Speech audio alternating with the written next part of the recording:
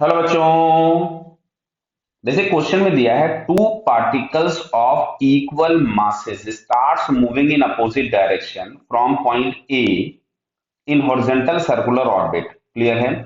Horizontal circular orbit बोला गया है मतलब इस पे कोई भी ग्रेविटी का इफेक्ट नहीं है, मतलब इनकी जो स्पीड्स हैं वो कांस्टेंट रहेगी। Their tangential velocities are v and 2v respectively as shown in the figure. Between collision the particle moves with constant speeds. बराबर है, कोलिजन के पहले, कोलिजन होने के पहले और कोलिजन होने के बाद जो भी उनकी स्पीड्स है वो कांस्टेंट रहती हैं। After making how many elastic collision, elastic collision masses same दिए हैं, कोलिजन इलास्टिक है। तो हम लोगों ने पढ़ रखा था कि कोलिजन इलास्टिक हेड ऑन होता है तो जो भी वेलोसिटीज होती हैं वो आपस में इंटरचेंज हो जाती हैं। तो प्रॉब्लम में आपसे पूछा हुआ है कि how many after how many elastic collisions other than A these two particles will again meet at point A और रीच एट पॉइंट ए। तो देखो इसको डायग्राम से ही समझाया जा सकता है। सबसे पहले सुनो, हम लोगों ने मान लिया कि जो पार्टिकल सबसे पहले पोजीशन है, मैं यहां पे बना रहा हूं, देखिए ये सर्कल बना दिया अपन ने। क्लियर। ये अभी अभी इस वाले पॉइंट से निकले हैं पार्टिकल, ये इधर की तरफ में गया v से और ये वाला इधर की तरफ में गया 2v से। तो बेटा ये क्या हम लोगों को समझ में आ रहा है कि जो v वाला है वो जितना ट्रेवल करेगा 2v वाला उससे ज्यादा ट्रेवल करेगा। तो क्या दिख रहा है कि ये दोनों पार्टिकल्स इस पर्टिकुलर पॉइंट पे आकर के कहीं कोलाइड करेंगे जहां पे ये वाला एंगल 120 होगा और दूसरा वाला एंगल 240 होगा, बिकॉज डबल वाली बात है। अच्छा, बिफोर कोलिजन मैंने बना दिया कि ये वाला v था और ये वाला जो पार्टिकल था ये 2v से जा रहा था अभी इधर की तरफ में। क्लियर।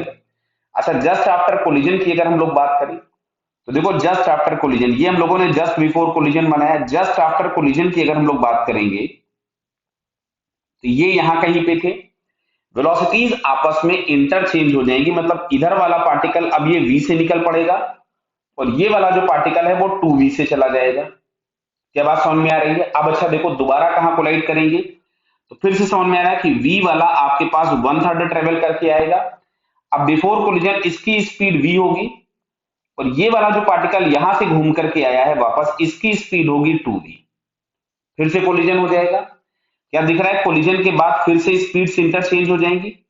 अच्छा, स्पीड्स इंटरचेंज हो जाएंगी तो इस पर्टिकुलर पॉइंट पे अगर हम लोग देखिए, चलिए मैं भी नाम भी दे दूंगा, तो इसकी स्पीड हो जाएगी 2v, इसकी हो गई 2v इधर और इस वाले की हो जाएगी v इधर।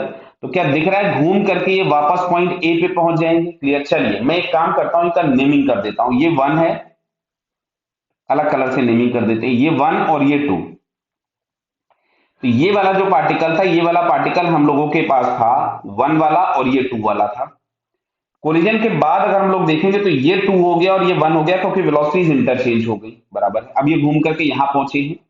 अब अगर हम लोग कोलिजन के, ये वाला अभी भी 1 और ये 2 है, फिर से कोलिजन हुआ तो कोलिजन होने के बाद अब ये वाला पार्टिकल हम लोगों के पास 1 वाला है और ये 2 वाला, क्या दिख रहा है? वापस ए पे पहुंच जाएंगे। तो how many collisions are possible?